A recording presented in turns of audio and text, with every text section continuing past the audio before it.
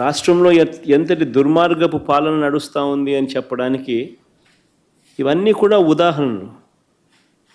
కేవలం తన మోచేతి నీళ్లు తాగే అధికారాన్ని మాత్రమే తాను పెట్టుకొని వాళ్ళను కరప్షన్లో భాగస్వాములను చేసుకొని ఈరోజు రాష్ట్రంలో పరిస్థితి ఏమిటి అని అంటే డిఐజీ అనేవాడు మాఫియా డాన్. ఆ జోన్కు ఆయన కింద సిఐలు, ఓ డిఎస్పి, అదే ఆయన ఆర్మీ. ఆ నియోజకవర్గంలో జరిగే ఇసుక కానీ, నియోజకవర్గంలో జరిగే మద్యం కానీ, ఆ మద్యం బెల్ట్ షాపులు నిర్వహించాలన్నా దాని పర్మిషన్ కానీ, ఆ నియోజకవర్గ స్థాయిలో ఏ పరిశ్రమ నడవాలన్నా కూడా ఎమ్మెల్యేకి ఇచ్చే కప్పం దాకా, ఆ నియోజకవర్గంలో పేకాట క్లబ్బులు నడిపే విషయంలో కానీ, ఏ విషయంలోనైనా కానీ డిఐజీలు ఆధ్వర్యంలో సిఐలు డబ్బులు కలెక్ట్ చేస్తారు. వీళ్ళు ఎమ్మెల్యేలకు ఇస్తా ఉన్నారు రివర్స్.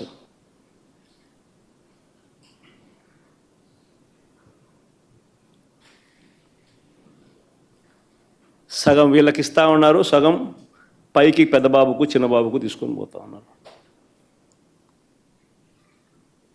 డిఐజీలతో నడిపిస్తూ ఉన్నారు కలెక్షన్ కార్యక్రమాన్ని.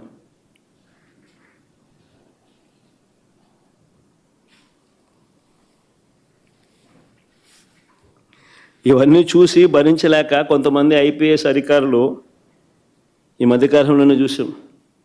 Siddharth Kaushal young IPS officer రాజీనామాలు చేసి వెళ్ళిపోతున్నారు విఆర్ఎస్లు తీసుకొని. ఎందుకంటే ఆయన ఢిల్లీకి పోవడానికి రిలీవ్ చేయడు, ఎన్ఓసి ఇవ్వడు. సో ఇక్కడే ఉండి ఈయనతో వేధింపులు ఎందుకు అని చెప్పి ఏకంగా రాజీనామాలు చేసి వెళ్ళిపోతున్నారు విఆర్ఎస్లు తీసుకొని.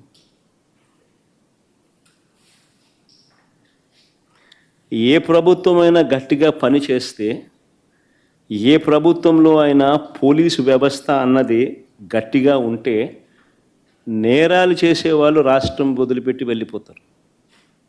కానీ ఇక్కడ మాత్రం మన రాష్ట్రంలో పోలీసులు రాష్ట్రాన్ని వదిలిపెట్టి వెళ్ళిపోతున్నారు మంచి ఆఫీసర్లు.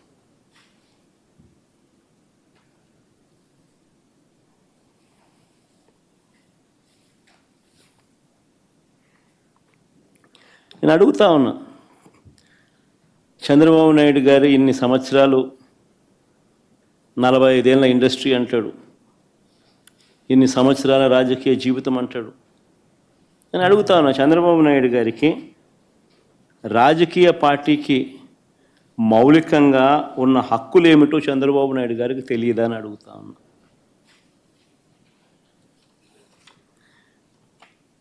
మరి పెద్ద మనిషి ఇన్నాళ్ళు రాజకీయాలు ఎలా చేశాడని అడుగుతా ఉన్నా. మీటింగులు పెట్టుకోవడము, ప్రజల దగ్గరకు వెళ్ళడము, ప్రజలను చైతన్యవంతులను చేయడము, ఇవన్నీ రాజకీయ పార్టీలకు ఉన్న హక్కులు కావా అని అడుగుతా ఉన్నాం.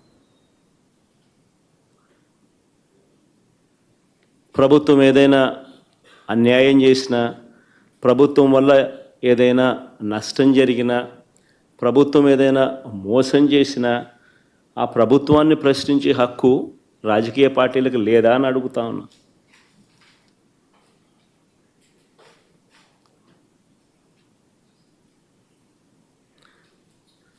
ఈ రాష్ట్రంలో నిజంగా ప్రజాస్వామ్యం అనేది ప్రమాదకర పరిస్థితుల్లో ఉంది. ఇది చెప్పడానికి నిన్నటి గుడివాడ ఘటనే ఒక కళ్ళ ఎదుట కనిపిస్తూ ఉన్న సాక్ష్యం. నిన్న గుడివాడలో అక్కడి స్థానిక జెడ్పీటీసీ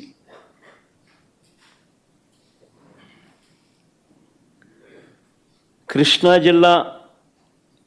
జిల్లా పరిషత్ చైర్పర్సన్ ఒక బీసీ మహిళ, నా సోదరి హారిక,